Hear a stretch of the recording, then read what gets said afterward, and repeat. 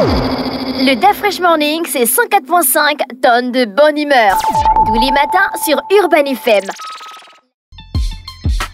Vous êtes sur les 104.5 Urban FM, la station urbaine, et vous écoutez le DaFresh Morning On avec Bête 241 Elvis. Bonjour.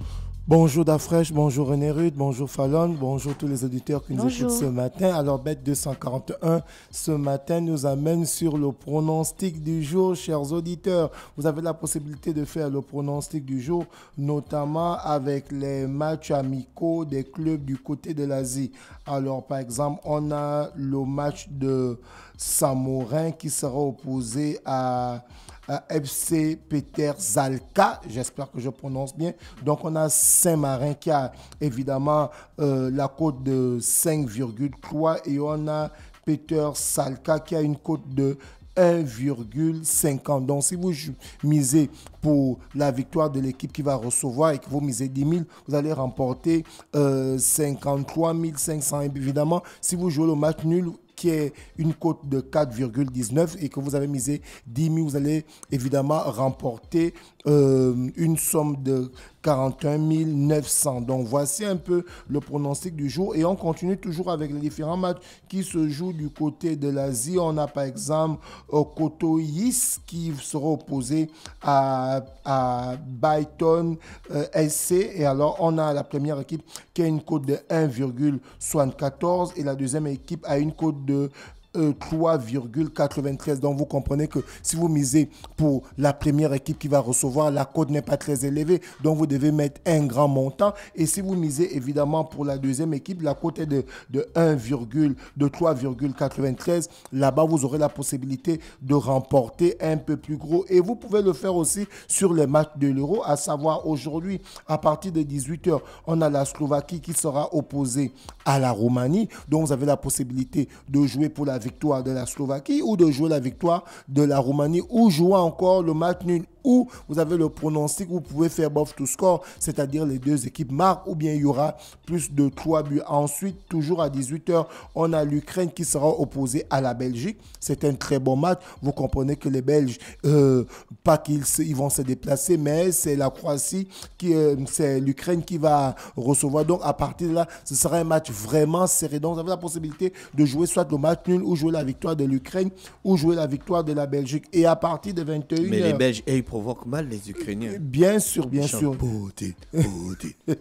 Et du coup, à partir de 21h, vous aurez les deux matchs qui vont se jouer simultanément, notamment la République tchèque face à la Turquie et la Géorgie face au Portugal. Vous voyez, voici un très bon match. Vous avez par exemple la possibilité d'aller jouer que Cristiano Ronaldo va par exemple marquer.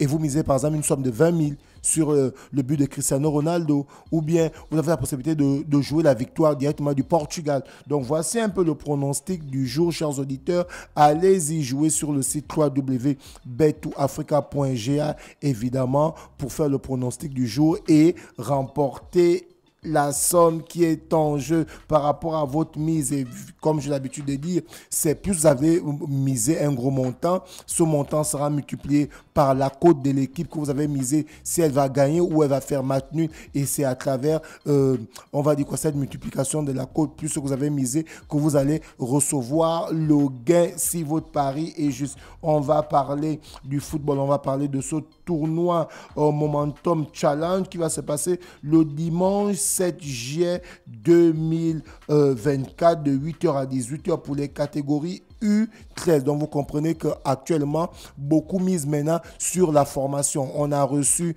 les joueurs U15 et des filles et les U15 des hommes de Don Bosco Mikolongo qui ont remporté le championnat de l'Est hier de basketball. Là, on nous parle du tournoi Momentum Challenge qui est un tournoi de football qui va se passer le dimanche 7 juillet, évidemment de 8h à 18h pour les catégories de U13 et les inscriptions sont gratuites. On va recevoir cette équipe d'ici vendredi pour qu'ils viennent nous planter le décor par rapport à cette compétition. Vous savez que le championnat n'a pas démarré du côté du Gabon. Donc actuellement, qu'est-ce que les clubs font? Qu'est-ce que les formateurs font? Ils misent plutôt sur la formation parce que les joueurs de première division ne sont plus jeunes. Ils sont dans la vingtaine ou dans la trentaine. Donc là, pour préparer les champions du demain, il faut évidemment miser sur les petites catégories et c'est ce qui se fait un peu au niveau du basketball, au niveau du handball et au niveau du football un peu partout. On reste toujours dans le football pour parler évidemment de l'Euro. Pour la petite histoire, lorsque je suis allé faire les recherches, je suis tombé sur cette nouvelle. En fait, là, on était pendant l'Euro 2000 qui s'était joué du côté du Pays-Bas et on avait vu le sac de la France. Alors, l'article nous dit ceci. L'attaquant nigérien Emmanuel Olisadebe est devenu le premier joueur de l'héritage africain à représenter la Pologne. Vous comprenez un peu, la Pologne qui est un pays typiquement blanc, et bien, durant l'Euro 2000, ils avaient déjà un attaquant qui portait le dossard 11. Le gars s'appelait Emmanuel Olisadebe, un Nigérian. Tu vois un peu, malgré que derrière, il y avait des insultes racistes et tout et autres, mais il avait bel et bien représenté la Pologne à l'Euro 2000 et c'était l'avant-centre typique de la Pologne à cette époque-là. Bon, aujourd'hui, la Pologne a Lewandowski. Donc, avant Lewandowski, évidemment, on avait un Nigérian qui était du côté de l'attaque polonaise.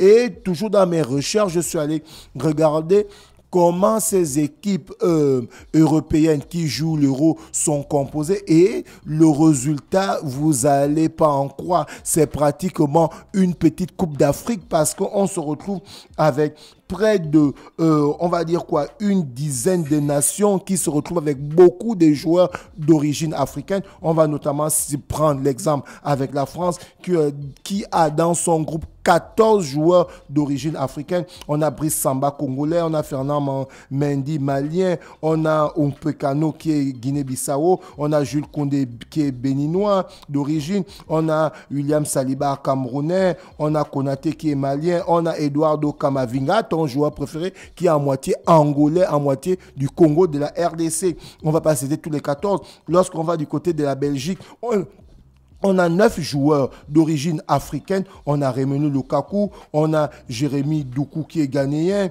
on a Loïs Openda qui est marocain congolais, on a Yohan Bakayoko qui est rwandais ivoirien, on a Ngwandouli qui est congolais. On va juste citer cela. On va aller aussi du côté de la Suisse. Donc vous comprenez qu'aujourd'hui, en fait, l'Afrique devient, comme le disaient certains, le berceau de l'humanité, en fait, à travers, évidemment, ce qui se passe un peu partout, parce qu'on n'aurait jamais su que pour une Coupe d'Afrique, il devait avoir autant de joueurs d'origine africaine. Là, j'ai cité quelques-uns du côté de la France, je suis allé du côté de la Belgique, là, je suis du côté de la Suisse, où on a des joueurs comme Yvan Landry Mvongo, qui, évidemment, d'origine camerounaise, on a Obafemi Akanji, qui est nigérian, on a Denis Lemi Loka, qui est congolais, on a Donald Nbolo, qui évolue du côté de la France, qui est camerounais. On a évidemment Okafor, qui est nigérian. Là, c'est pour l'équipe suisse. Lorsque je continue à regarder l'article du côté de l'Angleterre, par exemple, on a 6 joueurs d'origine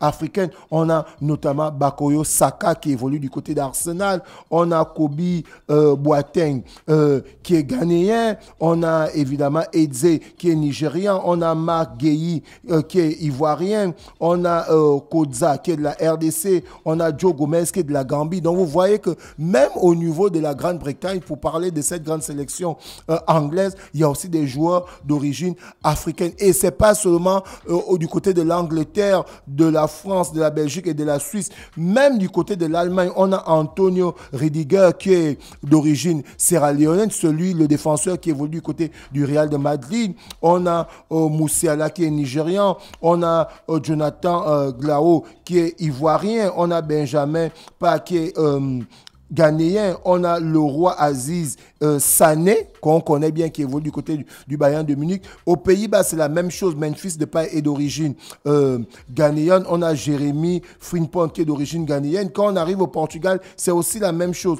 On a Nelson Cabra, qui est capverdien. On a Danilo Pereira, qui est malien. On a Muno Alexander Soares, qui est ivoirien. On a Raphaël Conceição qui est angolais. Donc vous comprenez que même en Espagne jusqu'en Italie, on a des joueurs d'origine africaine. Donc c'est pratiquement une centaine d'Africains. Donc c'est dire aujourd'hui que on a l'Afrique qui est en train d'exploser du côté de l'Europe, et notamment dans le football, à part le fait que nos joueurs évoluent dans les meilleurs clubs en Europe, mais nos joueurs d'origine africaine se retrouvent aussi dans les sélections européennes, et cela participe à l'Europe. Qu'est-ce qui te blase?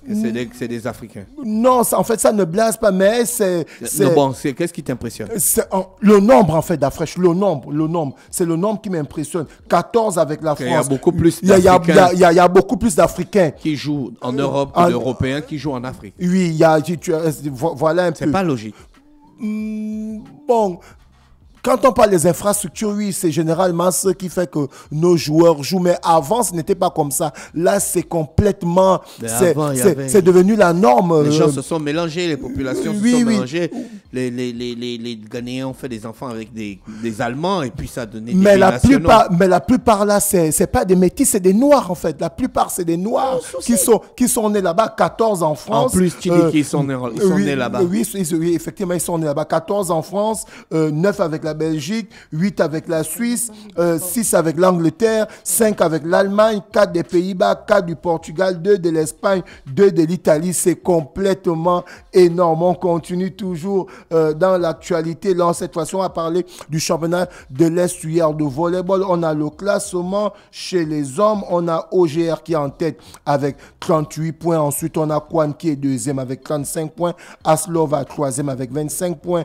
TGV OM avec 21 points. Ils sont quatrième. Eva est cinquième avec 18 points. VVA est sixième avec 10 points. Phoenix est septième avec 8 points. Et Nzimba est dernier, lanterne rouge avec 4 points. Donc, on a eu des matchs qui avaient été reportés, à savoir, on avait Nzimba qui devait jouer face à Aslova, Phoenix face à Kwan, et Eva contre OGR. Et bien, ces matchs ont été joués durant la semaine, et on a eu les résultats suivants pour le championnat de l'Est hier de volley. Donc, OGR s'est imposé 3-7-0 face à Eva. Ensuite, l'autre rencontre où Phoenix recevait Kwan, et bien, Kwan a corrigé Phoenix 3-7-0. Le premier set, c'était 25-17. Le deuxième set, c'était 25-18. Le troisième set, c'était 25-8. Vous comprenez que c'était complètement une correction. Et évidemment, la troisième rencontre, c'était Nzimba, la lanterne rouge, qui recevait Aslova. Et bien, c'est Aslova qui a remporté ce match 3-7-1.